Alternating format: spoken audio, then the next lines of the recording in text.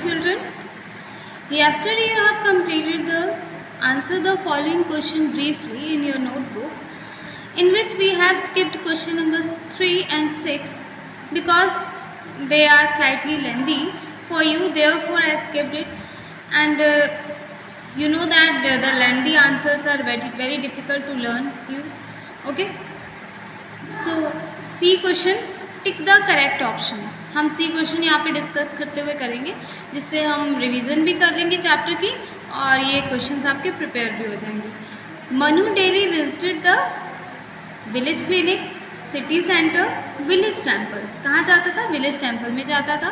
तो आपका ये आंसर करेक्ट होगा. The asterisk taught Manu a mystical formula, the art of medicine, giving sermons. क्या सिखाया था एस्टेक ने? साधु महात्मा ने उनको क्या सिखाया मनु को? अ मिस्टिकल फॉर्मूला, एक जादुई मंत्र सिखाया. ठीक है.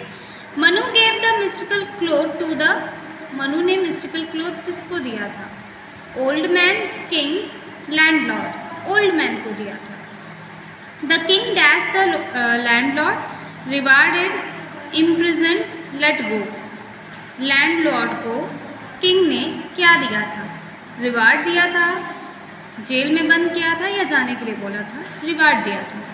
नेक्स्ट है आपका fifth. Manu return to the village because he had growth rich, lost his mystical power, none of this. वो वापस अपने विलेज क्यों चला आया जबकि वो लोगों की मदद कर रहा था? क्योंकि उसका जो मिस्टिकल पावर थी वो लॉस्ट हो चुकी थी, इसीलिए वो वापस अपने गांव आ गया. अब हम बात करेंगे ट्रू फॉल्स की. Manu wanted to serve the humanity. It's true और false? It's true.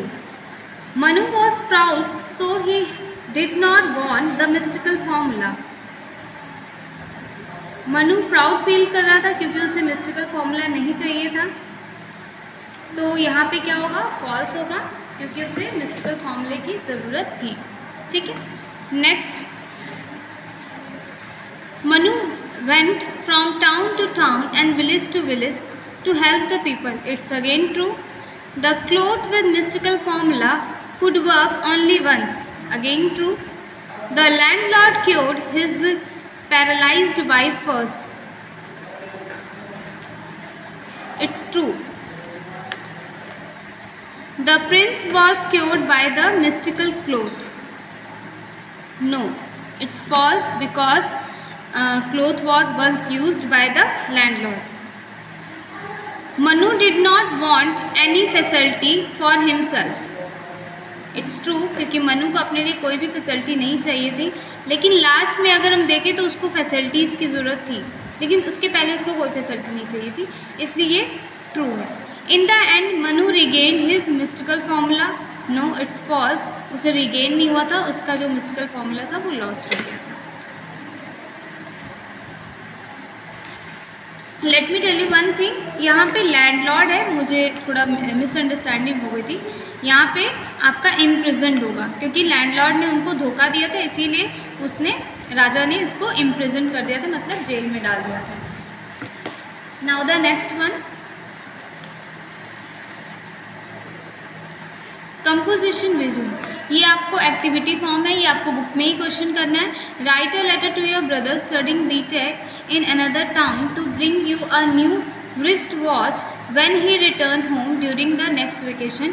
Limit your writing within 120 words. इसमें आपको आपके भाई को एक लेटर लिखना है जो कि बीटेक कर रहा है दूसरे टाउन में, और उससे आपको अपने हाथ के लिए रिस्ट वॉच मंगवानी है जो कि नेक्स्ट वेकेशन में घर वापस आएगा और साथ में लेके आएगा. आपको 120 शब्दों से ज़्यादा ये लेटर नहीं लिखना है, तो उसको आप खुद से ट्राई करिएगा, पेंसिल से लिखिएगा और अपनी नोटबुक की जगह बुक में इसको करिएगा. ठीक है. नेक्स्ट है आपका लैंग्वेज विजन. इसको भी आप देख लें. इसमें क्या करना है, ये आपकी एक्टिविटी वर्क है. इसमें आपको to the following nouns and some nouns which should function as adjective. इसमें कुछ ऐसे नाउन दिए हैं जो एडजेक्टिव की तरह यूज़ होते हैं, तो उनके आगे आपको एडजेक्टिव लिख देना है. ठीक है. इसके अलावा match the following words with their meanings, ये भी आप अपने आप कर लेंगे. ये दोनों क्वेश्चन यानी कि ई, एफ और जी, ये तीनों आपको अपनी बुक में करने हैं, ना कि कॉपी में. जिसके पास बुक नहीं है वो बुक खरीद के करेंगे और जिनके पास बुक है वो अपनी बुक में करेंगे। Okay, thank you.